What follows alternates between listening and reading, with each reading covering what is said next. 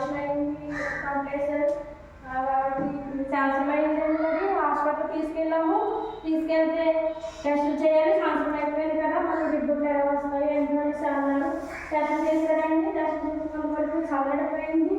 OP అయితే night 9 వస్తారన్నారు. ఏదో Rajahmundry hospital ఆడవాళ్ళకి వెళ్ళాము. ఇంకా మేరీలా ఉందండి పాప.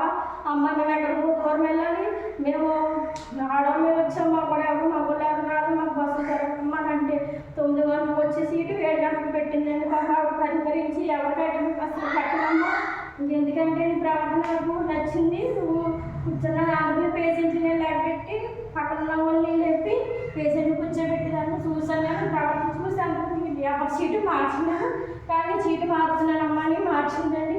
అప్పటికే నేనంటే బలహీనంగా ఉన్నాను. అలాగే రిపోర్టు, బ్లడ్ టెస్ట్, స్కానింగ్ మొత్తం అన్నీ చేసే వాటికి అన్నీ బాగా వచ్చేసినాయి. రిపోర్ట్లు అన్నీ వచ్చేసినాయి. అంటే లోపలికి పట్టుకెళ్ళారు. డాక్టర్ పిలిచిన తోటి డాక్టర్ గారు రూము ఓపీ చూసి రూము ఇది వేరేది, మామూలుగా సీరియస్ కేసు చూసి రూము వేరు. సీరియస్ కేసులు చూసి రూమ్లో మాకు పిలిచారు. నేను అక్కడే నుంచున్నాను. మా